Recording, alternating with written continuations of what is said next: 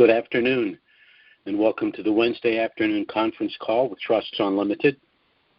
This is Jim George speaking. I'm the non-attorney spokesman and facilitator for Trusts Unlimited. I'd like to thank all of you for taking the time to listen to this call. We're going to have a truncated call again today.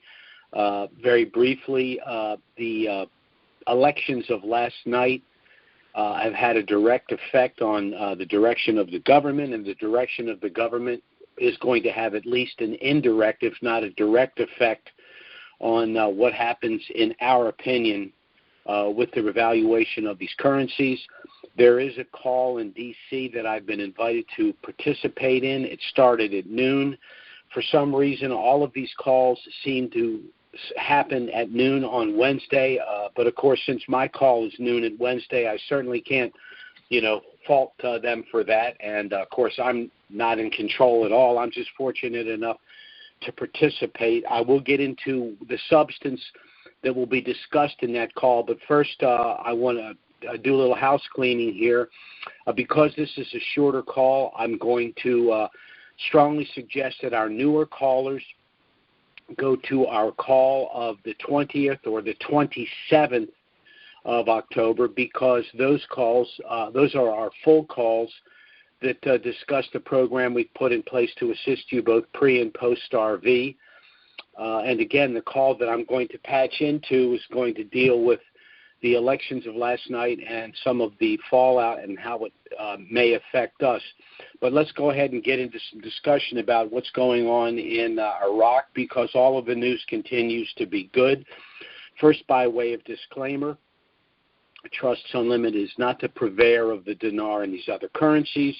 We're not advocating either the sale or purchase of these currencies, but as rather substantial currency holders ourselves, we're sharing with you the information we think is relevant. And, of course, the most relevant piece of information would be the window for the potential reinstitution and then revaluation of the Iraqi dinar. We continue to believe at this point that the reinstitution of the dinar could literally happen at any time. And I'm getting to this a little bit here today. Of course, there were election challenges and appeals. They seem to have all fallen short in Iraq. So, to use a term used in this country, it looks like those elections are certified. And what this means is the Sadrist bloc will be the largest bloc in the parliament. That means that bloc will be determining who the next prime minister is. And if it's not Kazemi, it will certainly be someone of his ilk. That's very good news. Globally, we see that the price of a barrel of crude has gone all the way up to $85 a barrel. That's certainly not good news for us as we go to the pumps. And by January 1st, in my opinion, the price of a barrel could exceed $100. And again, that's not good news for us, but it is good news for Iraq, because now the CBI is going to be flush with cash. This means that they will be able to pay their employees, and most of Iraqi citizens are employees of the government. It means that they will be able to pay the Kurds pursuant to the compensation that they get in exchange for the production of petroleum. It means that to the extent that there's any additional reparations due Kuwait, they will be paid. It means that there will no longer need to make short-term loans to run the government. And it also means, most importantly, that Iraq will be able to fund its international contracts for the rebuilding of its infrastructure, its electrical grid, and other power sources. One of the contracts is the massive energy bill that Iraq has negotiated with the Saudis.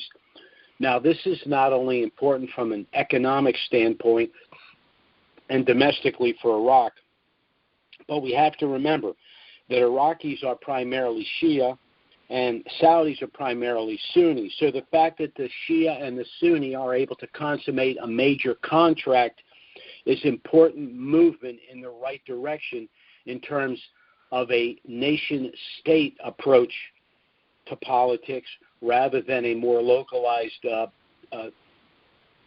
tribal or a sectarian approach.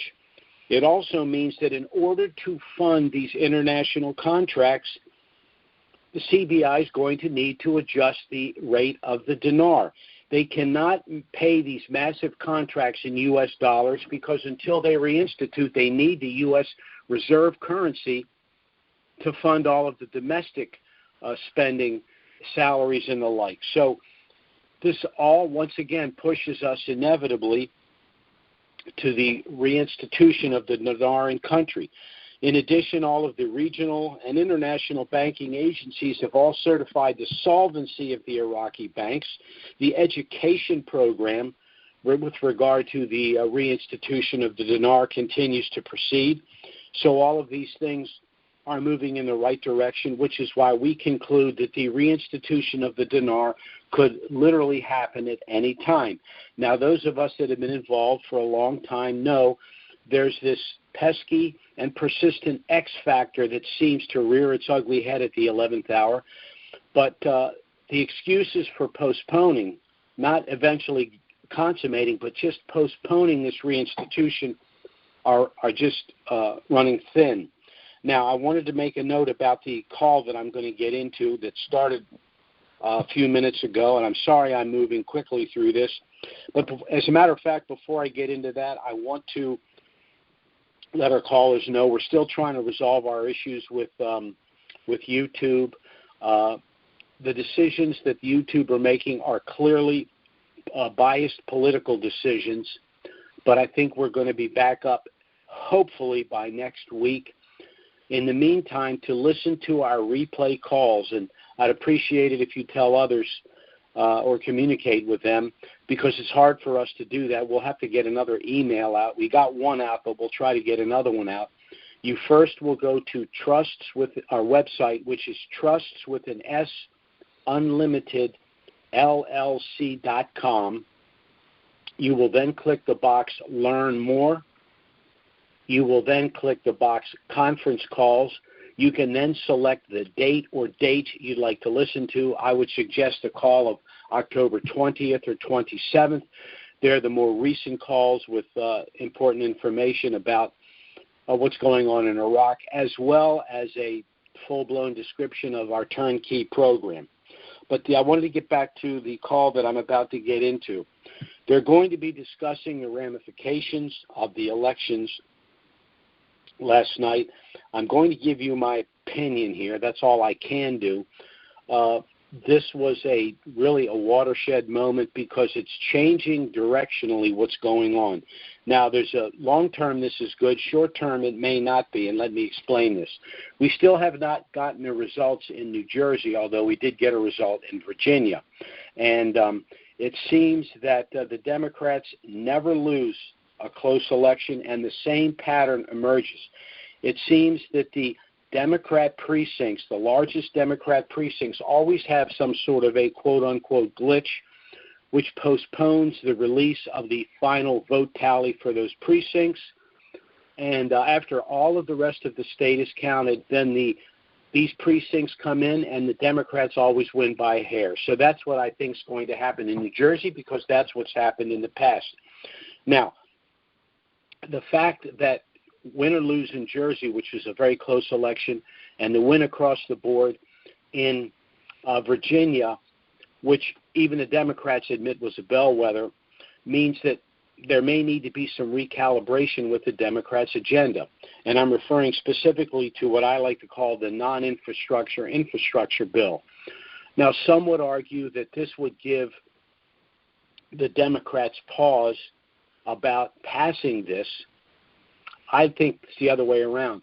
I think what this election did last night was tell the Democrats they're going to lose the Congress in 2022, and that usually happens. Usually the out party wins the Congress in the first midterm after a presidential election anyway. But now it seems pretty clear that the Democrats' very razor-thin majorities in the House and Senate are gone. So in my opinion, what that means is they're going to jam this infrastructure bill through, and I'll explain to you why I think that affects what we're going to do. Another reason I think they're pushing this through is the Democrats have, for the fourth time now, requested an explanation or an appeal filed with the congressional parliamentarian who has told them in writing 3 times they cannot include amnesty in the infrastructure bill. So for the fourth time, the Democrats are going back requesting to insert the amnesty provisions within the infrastructure bill. Why? Because they want amnesty for 30 million illegals, because it's their calculation that those people will subsequently vote Democrat in 2022. So that's where that's going. Now, how does that affect the revaluation? Doesn't necessarily affect the revaluation, but remember, the United States Treasury holds a substantial amount of dinar. The issue is, when that currency reinstitutes, is that money going to be used to pay down the debt, to rebuild our military, to reduce our taxes, or is that money going to be used to fund their infrastructure bill and their other list of, the Marxist wish list? So this is going to be the subject of the call that I'm going to get on. It's going to be very interesting, and it is a factor, at least indirectly, in what's going to happen with the funds once the reinstitution occurs, which could have some influence on when the reinstitution occurs. So that's basically where we stand for today. Again, I would suggest you go to our call of the 20th or the 27th of October to get the full-blown information with regard to the program we've put in place. Thanks again for listening to the call. Certainly, if something of a dramatic nature were to happen between now and next Wednesday, we'll try to get out an emergency email and schedule an emergency conference call. But failing that, we will be back next Wednesday, noon Eastern, 9 a.m. Pacific. Thanks so much for listening, everyone. Things are moving in the right direction, and let's all have a great week. Bye-bye.